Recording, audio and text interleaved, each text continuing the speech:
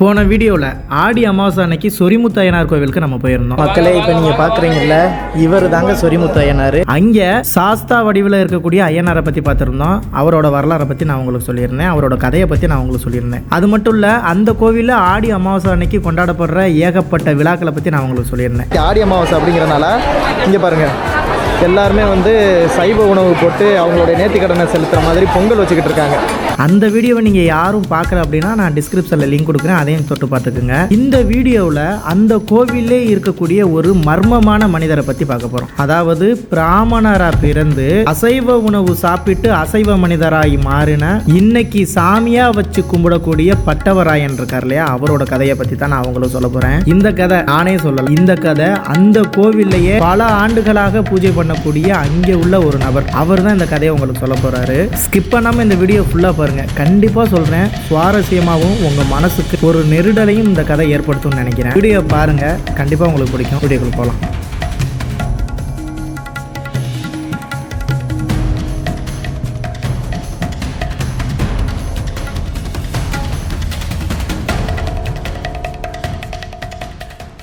இங்க பட்டவராயனோட வரலாறையும் கதையும் பார்க்கறதுக்கு முன்னாடி இதை சுத்தின ஏகப்பட்ட சன்னதிகள் இருக்குல்ல, அந்த ஒவ்வொரு சன்னதிக்கும் ஒவ்வொரு வகையான வரலாறுகள் இருக்கு, ஒவ்வொரு வகையான கதைகள் இருக்கு. அவங்க இருக்காங்கல்ல ஒரு நிலை, அந்த நிலைக்குன்னு தனிப்பட்ட காரணங்கள் இருக்கு. அப்படித்தான் இங்க இருக்க தளவாய் மாடசாமி அப்படிங்கிற ஒரு சாமிக்கு மாட்டு தலை வர்றதுக்கான காரணம் ஒண்ணு இருக்கு. தலவாமாடசாமி இருக்காரு.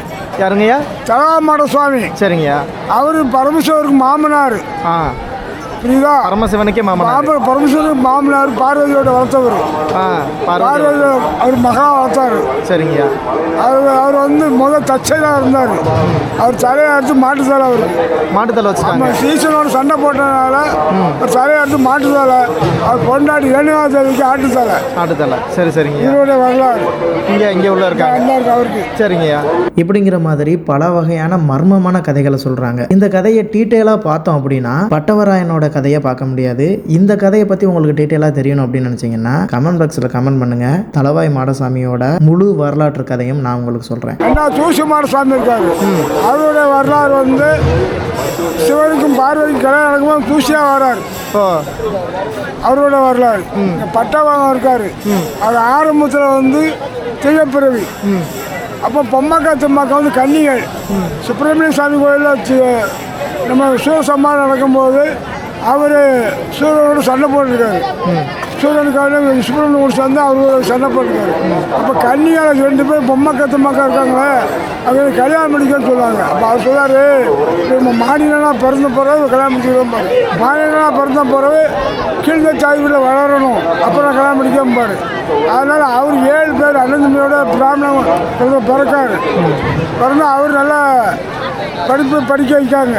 அப்போ அவங்க குடும்பத்தாரெல்லாம் சேர்ந்து என் தம்பி நல்ல ராமாயணம் சொல்லுவாருன்னு சொல்லும்போது கேட்கா ராமாயணம் சொல்லுவாம்பாங்க. இதில் கதையை உழப்பிடுவார். இப்போ அண்ணன் மாதிரி என்னடா அப்படி செஞ்சுட்டு மண்டல் குட்டிடுவார். குட்டும்போது அவர் கோச்சில் போயிடுவார்.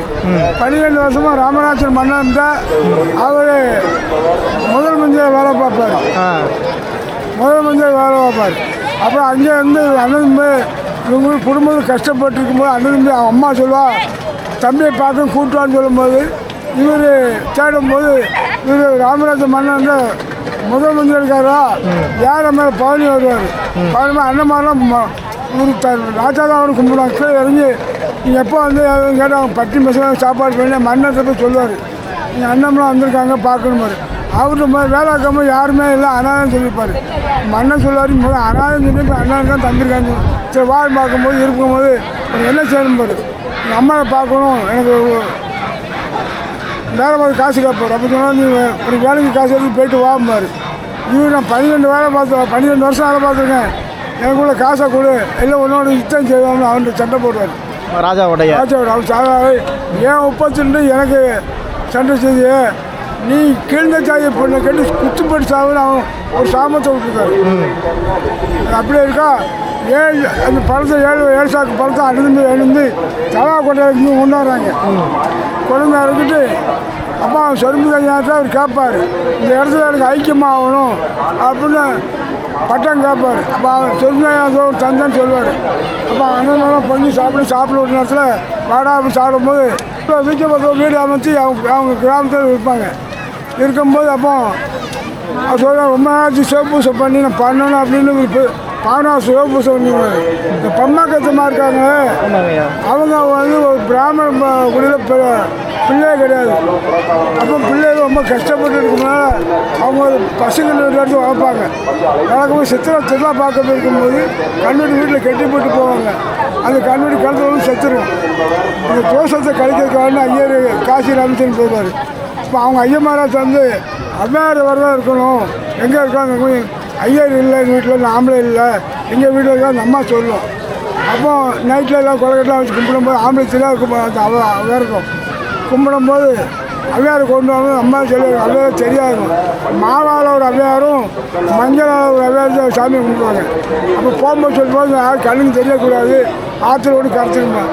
அது சூரிய பகவான் ஆம்பளை இல்லையா, அது ஊய்க்கும் போது இந்த 2 உடனே சூரியன் ஊற்றி 2 உடனே தின்றுதாவுன்னு கர்ப்பமாகிடுறான். கர்ப்பமாக கர்ப்பத்தை கலைக்கான்னு பாப்பா கர்ப்பம் கலையாது.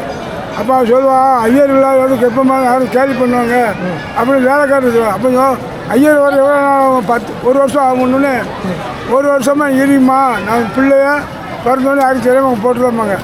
அதே 2 ரெட்டை பிள்ளைகள் பிறந்துடும். 2 பெண் குழந்தை பிறந்தோடனே காட்டில் ஒன்று போட்டுருவாங்க. போட்ட உடனே வால் பகடன்னு அவனுக்கு பிள்ளை கிடையாது. அந்த இடத்துல 7 கிட்ட பசுமாடு மேய்ச்சிட்டு இருக்கான். அவனும் பிள்ளைலாம் கஷ்டப்படுவான். அப்போ அந்த பிள்ளைகள் காட்டில் போட்டு நாகம் 5 நாள் நாகம் வந்து இந்த பொம்மை கத்தமாக இருக்காங்களே அவளை பார்த்துட்டு நம்ம பார்த்தா சொல்ல பிள்ளை ஊட்டி சேர் உள்ள ஊற்றி சேர் கொண்டு வச்சு அம்மா ஊட்டும். அப்போ நம்ம காப்பாற்ற முடியாது. இப்போ அந்த வழியை வந்துட்டுப்பா புருஷன் சாப்பாடு கொண்டு வந்துட்டு இவா தான் பார்க்க முடியும் சொல்லி வாழை கொண்டு அடித்து பிள்ளை அளவுண்டாக்கி பிள்ளை 2 பிள்ளை பார்த்து ஆசைப்பட்டு கொண்டு போயிடுவான். கொண்டு போய் சோறுலாம் கொண்டு வர மாட்டோம் போட்டு போயிடுவான். பிள்ளைய கட்டு கொண்டு போயிடுவா. அது யார் மாப்பிடும் அவங்க சொந்த ஊர் மணிந்தார் பக்கம் இங்கே தான் பக்கத்தில்.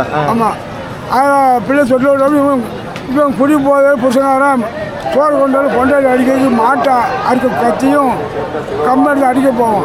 அடிக்க போகும்போது 2 தொட்டில் ஆடணுன்னு அவன் ஆசைப்படுவோம். நம்ம வீட்டில் தொட்டில் ஆடுறது ஏதுங்கப்பா. அவன் சொல்லுவாள் சோறு கொண்டு வந்தேன் உங்களுக்கு காட்டுக்குள்ள 2 குழந்தை வந்து எடுத்துகிட்டு வந்தேன் கொப்பலுக்குள்ளே அறுக்கலை குளிப்பாட்டி மூவாட்டி அந்த பிள்ளைக்கு தொட்டில் போய் ஆட்டமா. அவன் சொல்லுவான் எங்கள் அம்மா பேர் வைக்கணும். அவன் சொல்லுவான் இல்லை சொல்ல எங்கள் அம்மா பேர் வைக்க சொல்லுவான். ஊருக்காக என்னப்போ 2 பெண் குழந்தை எடுத்துக்கீங்க, ஏன் சண்டை போட்டு எடுக்கீங்க, ஒன்று பொம்மக்கான் வை ஒன்று திம்மக்கான் வை, உங்கள் அம்மா பேரையும் உங்கள் அம்மா பேர் வைன்னு சொல்லி வைப்பாங்க. வளர்ந்து வர நேரத்தில் இவளோட பொறுப்பு அந்த அவன் அம்மா வளர்த்தா செத்துடுறா. அப்படி சோறு கொண்டு பொறுப்பு இவங்க 2 பேரும் கொண்டு வரும். இந்த காட்டுக்குள்ள சோறு கொண்டு வரும்போது பட்டாரிக்கார சொன்னோம்ல இவர் ஆற்றுக்குள்ளே பூசை பண்ணிட்டு இருப்பார். இந்த அம்மா வந்து சோறு கொண்டாமல் கீழே வந்து தண்ணியில் குளிப்பாங்க. குளிக்கும்போது தண்ணி அலம்பி 108 லிங்கம் வச்சு பூசை 108 லிங்கம் கலைஞ்சோம். இல்லை திடீர்னு கலையுதா அப்படின்னு பார்க்கும்போது முடிச்சு வைப்பார். அம்மா காசு போல பார்த்து ஆசைப்பட்டு வெட்டுவார். அவர் 2 பேரும் சோத்தம் போட்டு அப்போ 2 பேரும் சொல்லுவான். அவன் 1000 பேர் அடிப்பான். பால் பக்கடாமல் 1000 பேர் அடிப்பான். அவன் நம்ம பிள்ளை அவன் சொல்லுவான்னு சொல்லி வருவான். இவன் வெட்டிட்டு உசுல் மட்டும் முட்டில் தெரியாத மாதிரி இருப்பார். இந்த ஆள் தான் இந்த இடத்துல இருப்பான். சொல்லுவான் இந்த ஆளாமல் இடத்துல இருக்குது தொடவே இதாக இருக்க இது தெய்வமாக இருக்காரு அப்படிங்குவான். இவர் தான் வெட்டினாருமா. பம்மாக்கா இந்த பக்கம் திம்மக்கா இருக்கும்போது இது பொம்மை கையில் தொட்டா தோசமானு கை தட்டு அவங்க எந்திக்க மாட்டார். ஒரு படி கல் எடுத்து வைப்போம். எந்திரிச்சோன்னு எழுதுவார். அவனை மாமாங்கார். அப்போ சொன்ன சாமி நான் மாமா இல்லை, நான் கீழே தாதிக்காரன், மாடு மேய்க்கவன், செருப்பு தப்பேன், மாட்டுக்கறி தின்பேன், என் பொண்ணு காசு கூட சொல்லாங்கம்மா, நீ எங்கள் அம்மா கூட போகிற மாமான்னு முறை கொண்டு வர. அப்போ கொண்டாம சொல்ல நீ சொன்னால் கேட்க மாட்டேக்காருன்னு சொல்லி பார்ப்பார். சரின்னு அவங்க அண்ணன் தம்பிகிட்ட போய் எழுதி வைட்டான்னு சொல்லுவார். இங்கே வருவார், வீட்டுக்கு வருவார். என்னடா இல்லை எங்கடா போகணும்னு சொல்லி இங்கே பொண்ணு வீட்டுக்காரெல்லாம் காத்துட்ருப்பான் பட்டானுக்காண்டி. நான் பொண்ணை பார்த்தோம் எங்கடா பார்த்தோம் பாரு. விவரம் அவன் சாய்ச்சா நம்ம சாய்ச்சிங்கடா நான் அங்கே போய் பொண்ணு எடுக்கணும். இவன் தான் வேணும்னு சொல்லி நீங்கள் ஆற்றுக்கு போன இடத்துல இவங்க ஏதோ பைத்தியம் பிடிச்சி போச்சுன்னு கை காலில் விளக்கம் போட்டு பூட்டுவாங்க. யாரா பட்டனை இது இப்போ விடிய விடிய விடிய விடிய பொம்மக்கா தும்மக்கான்னு பக்கத்தில் யாரையும் உறங்க விடாமல் ஆக்கிடுவார். கையில் காலில் போட்டு விளக்கு தெரிக்கும். இவன் சாஸ்திரப்படி விடுதலை பத்திரம் விடுதலை வந்துடுவார். அவன் சொல்லுவான் சாமி என்ன சொன்னால் கேட்க மாட்டேங்கிய அப்படின்னு எருவு மாட்டு தோலை விரித்து விருது கொடுப்பான். அதில் உட்காருவார். மாட்டு மண்டபாட்டில் வெத்தலை பாக்கு கொடுப்பான், அதே வாங்கிடுவாரு. கைக்குள்ள தண்ணி கொடுப்பான், வாங்கிடுவாரு. அங்கே பொம்மாக்கா தும்மாக்கா மாட்டுக்கறி, ஆட்டுக்கறி, நண்டு கறி, மற்றக்கறி இவருக்கு சமைச்சிட்டு இருப்பாங்க. அப்போ ஓடி போயிடுவாங்க, வாடகை ஓட மாட்டார். அப்போ வீட்டில் சொல்ல சாமி எவ்வளோ சொன்னால் கேட்க முடியல, மின்னு குடும்பம் வெட்டணும், பூனை வச்சு தூர போடணும், எங்களை மாதிரி கந்தம் குந்தம் உடுத்தணும் அப்படின்னு இவர் சரி சம்பாதிச்சு மின்னு குடும்பம் வெட்டிடுவார், பூனை தூர போட்டுவார், கந்தம் அவங்கள மாதிரி உடுத்துவார். அப்போ கல்யாணத்துக்கு நாள் குறிச்சிருப்போம், குறித்து அவங்க சாதிப்படி பொண்ணை கூப்பிட்டு போய் ஊராக போய் ஒரு 2 சேலையை வச்சு ஊராக வசூல் கொடுப்பாங்க. அவன் ஜாதிப்படி பட்டனுக்கு வேட்டி, பொம்மாவுக்கு 2 சேலை, நகரை ஜாதத்தை வச்சு கல்யாணம் நடக்கும்போது பங்குனி மாதம் 18ஆம் தேதி கல்யாணம். தமிழ் மாதம் 18ஆம் தேதி பங்குனி மாதம் கல்யாணம்.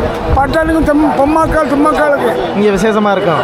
ஆமாம், இந்த கோயில் விசேஷம். அது ரெண்டாவது கல்யாணம் நேரத்தில் 1000 கள்ளமாறு கலாங்க வருவாங்க. ஊரில் விசாரித்து பார்ப்பாங்க, ஒன்றும் இல்லை மால் பகடன்னு ஒரு கல்யாணம் தெரியாது. மால் பகடம் ஒருத்தர் இருக்கான், அவன் 1000 ஒரு சோடி பசுமாடு இருக்குது, அதை தட்டி கொண்டு போவாங்க. அவங்க ஒரு 3 பேர் சரி பார்த்து தட்டி மாதிரி கொண்டு வருவாங்க. அதுக்கு முன்னாடி பொண்ணு கொடுக்க முடியும்னு சொல்கிறாரு, எங்கள் தொழில் செருப்பு சொல்ல மாதிரி இவர் அதே மாதிரி செருப்பை தச்சு காமிப்பார். தாங்க பொண்ணை கொடுக்க ரெடி ஆகிடுறாங்களா, இவங்க 1000 பேர் 3 பேர் செருப்பு பார்த்து கொண்டு காமிப்பாங்க அதுக்கு சக்கைக்கு. அப்போ பொம்மாக்கம்மா சொல்லுவா, எங்கள் அப்பாவுக்கு காய்ச்சல், என் புருஷன் போய் கல்யாணம் பிடிச்சிருக்காரு, அவர் கண்ணு பொங்கி கண்வெளியோட படுத்திருக்காரு, தாண்டா சமையல் 1000 பசுமாடு சட்டிடுவாங்க. இவர் தெரியும் இல்லையா, அந்த எந்திரிச்சு பார்ப்பார், பசுமாடு கண்ணு வேட்டி வலிச்சு கட்டுவார், வலிய கம்பு எடுப்பார், வாழை எடுப்பார், கத்தி எடுப்பார், சிவங்குளம் எடுத்து ஓடி வருவார். மாடு பூரா கீழே இறங்கிடும். இவர் இப்போ குளர் வாசிக்கும் மாடு திறந்து மேலே வரும், அவங்க மறைச்சு பார்ப்பாங்க, நிற்காது. இவருக்கு வந்தோடனே அவங்க சொல்லுவான், எல்லாம் மேலே உருளாம சொல்லுவார், சாமி என் மாமன் சேதமாக கொடுத்துருக்கான், கல்யாணத்துக்கு மாடு சேதமாக கொடுத்துருக்கோம், இந்த மாடு மாதிரி. அவன் சொல்லுவாங்க, எல்லாம் நாங்கள் 1000 பேர், நீங்கள் ஒரு என்ன சொல்லுவாங்க சொல்லி பார்ப்பாரு, கேட்க மாட்டாங்க. அப்போ அவன் சொல்லுவார், ஒத்தைக்கு வாரு எட்டைக்கு வரேன், இதெல்லாம் மொத்தம் வரீங்களா, மொத்தம் வர ஒவ்வொரு ஆளாக சொல்லிக்கிறோம், நாங்கள் மொத்தமாக வரோம்பாங்க, வாங்க அப்படின்னு வேட்டி வரிச்சு கட்டுவார். அவங்க கூட சண்டை போடுவார். 1000 பேர் 909 பேர் கொள்வார். ஒருத்தன் செத்த மாதிரி உள்ளாடப்பான். செத்துட்டாருன்னா அவர் எல்லாத்தையும் கொண்டாச்சுன்னு வெள்ளைய கம்பு வேல் கம்பு, அப்போ வெள்ளைய கம்பு வேல் கம்பு வால் கத்தியெல்லாம் கழுவிட்டு முகம் கழுவிட்டு உசுரம் போய் சாஞ்சிருப்பார். ஒருத்தர் உயிரோட இருக்கானா அவன் நண்டி, அவன் நம்ம இவ்வளோ பேர் கொண்டுட்டான், நம்ம போய் வீட்டில் போய் என்ன பதில் சொல்லணும்னு அவன் பட்டான ஒரு கழுத்தோடு குத்தி சாஞ்சிருக்கா கோயில், கழுத்தோடு குத்தி எடுத்து போய் குத்திடுவான். அவர் மாண்டா அதையும் பிடிக்கும், அவனு கொண்டுருவார். ஆச்சி நாய் பூச்சி நாய் 2 நாய் உண்டு, அது ரத்தத்தோடு பொருள் போய் அம்மாக்கா தும்மாக்கா வீட்டுக்கு போகும். அப்போ நாய் எப்படி வருதுன்னு பார்க்கும்போது ஒரு மாண்டு கிடப்பார். இங்கே 1000 பேர் செத்துறாங்க. அந்த அன்றைக்கி அவர் அழுது புரண்டு கட்டை 3 கட்டை அடிக்கி உடங்கட்டை அடிக்கி தீ மூட்டி பொம்மைக்கா தும்மாக்கா பட்டத்துக்கு அது மேலே வச்சு உடங்கட்டை பூச்சி நாய் ஆச்சியாக கேட்ட வரம் கொடுக்கலாம். இப்போ தெரிஞ்சாரு சிவபெருமான் தங்கி வச்சு இந்த இடத்துல காவல் வெட்டி விட்டாரு கலக்கருக்கு செத்தாரு கீழே கலக்கர் கோயில். சரி சரிங்க. கோட்டை காவல் ஊர் தான். மீன் யாருமே ஒன்றும் போக முடியாது, பயங்கரமாக செய்வான் ஊர் தான். யாரு இப்போ இருக்கே இல்லை, இதில் மிஞ்சி ஒரு பொருள் எடுத்து போக முடியாது. ஒரு பொருள் இங்கே கரண்ட் போனாலும் நீங்கள் மாதிரி கொடுக்கணும், புரியுதா? அப்படி அப்படி செய்வோம். கோட்டைக்கு காவல் ஊர் தான். இல்லை அவரை பக்கம் பெரிய தேங்க இருக்குது. இன்னைக்கு அவர் காவல், கோட்டை காவல் அவர் தான் முதல் காவல். கதை தான். சரிங்க சரிங்க சரிங்க. ஸோ மக்களை இப்போ கேட்டீங்கல்ல, இதுதான் பட்டவராயரோட கதை. வீடியோ எப்படி இருந்துச்சு அப்படிங்கிறதையும் மறக்காமல் கமெண்ட் பண்ணுங்கள். இந்த வீடியோ பிடிச்சிருந்துச்சுன்னா உங்களுடைய நண்பர்களுக்கு ஷேர் பண்ணி விடுங்க. இதே மாதிரி அடுத்த ஒரு வீடியோவில் பார்க்கலாம். பை.